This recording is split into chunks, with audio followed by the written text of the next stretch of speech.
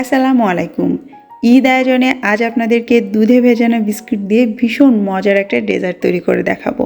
এটা বানাতে আমি আমার পছন্দের বিস্কিট ব্যবহার করেছি। আপনারা চাইলে হাতের কাছে থাকা বা নিজের পছন্দ মতো অন্য যে কোনো বিস্কিট দিয়ে এটা বানিয়ে নিতে পারেন। বানানো খুবই সহজ আর উপকরণও খুব কম লাগে। তাই আশা করছি আমার আজকের এই সহজ রেসিপিটা আপনাদের পছন্দ হবে আর এবারের ঈদে আপনাদের ডেজার্ট টেবিলের শোভা বাড়াবে। শুরুতেই আমরা ডেজার্টের জন্য একটা ক্রিম ফিলিং তৈরি করে নেব। তার জন্য একটা বাটিতে আমি 250 গ্রাম নিয়ে নিচ্ছি মাস্কারপোনে চিজ, সাথে 90 গ্রাম ওজনের ছোট্ট এক ক্যান নিয়ে নিচ্ছি কনডেন্স মিল্ক, যেটা 1/4 কাপের সমান, সাথে 170 গ্রাম ওজনের এক ক্যান অল পারপাস ক্রিম নিয়ে নিচ্ছি। নেসলের ডানো যে কোনো ধরনের ক্রিম আপনারা ব্যবহার করতে পারেন।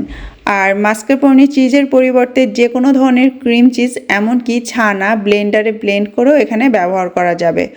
অল পারপাস ক্রিমের পরিবর্তে আপনারা চাইলে হুইপড ক্রিম আলাদা করে বিট করে তারপর একসঙ্গে মিশিয়ে নিতে পারেন। আমি এই তিনটা একসঙ্গে খুব ভালো করে একটু মিশিয়ে নিচ্ছি এবং এই ক্রিমের মধ্যে একটা ফ্লেভার আনার জন্য 1 চা চামচ দিয়ে দিচ্ছি ভ্যানিলা এসেন্স। তারপর আবারও সব কিছু একসঙ্গে খুব ভালোভাবে বিট করতে হবে। হ্যান্ড হুইস্ক বা ইলেকট্রিক বিটার যেটাই নেন না কেন, এমনভাবে বিট করবেন যাতে ভেতরটা ফ্লাফি হয়ে যায়। এতে করে পরিমাণও বেড়ে যাবে আর ডেজার্টটা খেতেও কিন্তু অনেক টেস্টি হবে। এবারে আজকের ডেজার্টের বেস হিসেবে আমি ব্যবহার করছি আমার পছন্দের চকো চিপস কুকিজ। আপনাকে যে এগুলোই নিতে হবে এমন কোনো কথা নেই।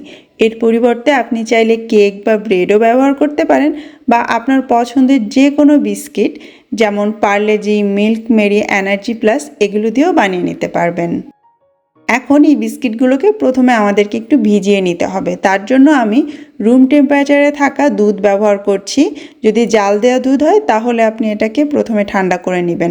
আপনি চাইলে এই দুধের সঙ্গে কফিও মিলিয়ে নিতে পারেন আলাদা ফ্লেভার আনার জন্য। আমি কফি ছাড়াই এমনি দুধের মধ্যে প্রতিটা বিস্কিটকে একটু ডুবিয়ে নিচ্ছি, যতক্ষণ না বিস্কিটটা ভেতর পর্যন্ত ভিজে আসছে। একদম ন্যাতা করে ফেলা যাবে না। তারপর যে পাত্রে সরাসরি আপনি সার্ভ করতে চান তার তলা দিয়ে সুন্দর একটা লেয়ার তৈরি করে নিতে হবে। ফাঁকা জায়গাগুলোতেও ভাঙা বিস্কিট দিয়ে আটকে নিতে হবে। এর উপরে আমরা যে ক্রিমটা তৈরি করে রেখেছিলাম সেটা দিয়ে একটা লেয়ার তৈরি করে নিব। ক্রিমটা দেখতে পাচ্ছেন আমি একবার ইলেকট্রিক বিটার দিয়ে 3 মিনিট একটু বিট করে নিয়েছি। বেশ ফ্লাফি হয়ে গিয়েছে, আর এমনটা হলে ক্রিমটা খেতে বেশি টেস্টি হবে।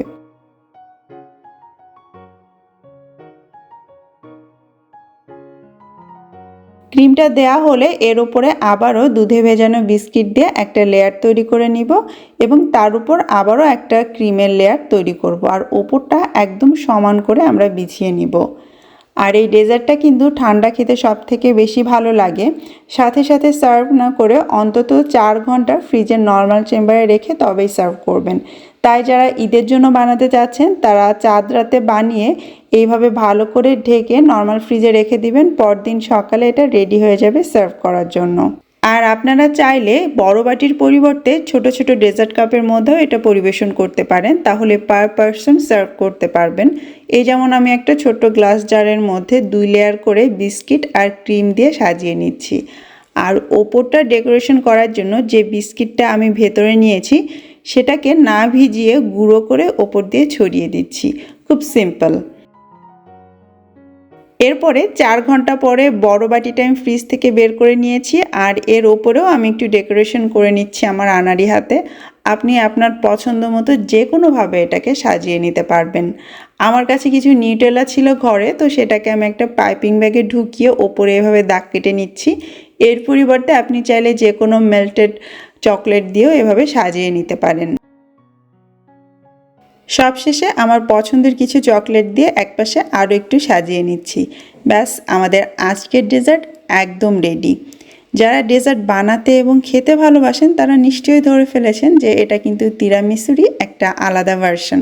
তাই আপনারা যারা লেডি ফিঙ্গার কুকিজ খুঁজে পান না তারা চাইলে এইভাবে হাতের কাছে থাকা বা পছন্দের যে কোনো কেক বা বিস্কিট দিয়েও এটা বানিয়ে নিতে পারেন অনায়াসেই। এখন আমি আপনাদেরকে একটু কেটে দেখাচ্ছি। দেখতেই পাচ্ছেন যেমন সুন্দর দেখতে তেমনি ভীষণ মজার আর ফ্লেভারফুল। এবারের ঈদে একবার বানিয়ে দেখুন, সবাই খুব পছন্দ করে খাবে। আর বানানোর পর খেতে কেমন হয়েছিল সেটা চাইলে আমার সঙ্গে শেয়ার করতে পারেন কমেন্টে অথবা আমার ফেসবুক গ্রুপ ফুড ফ্যান্টাসিতে। ভালো থাকবেন সবাই, বিদায় নিচ্ছি। আল্লাহ হাফেজ।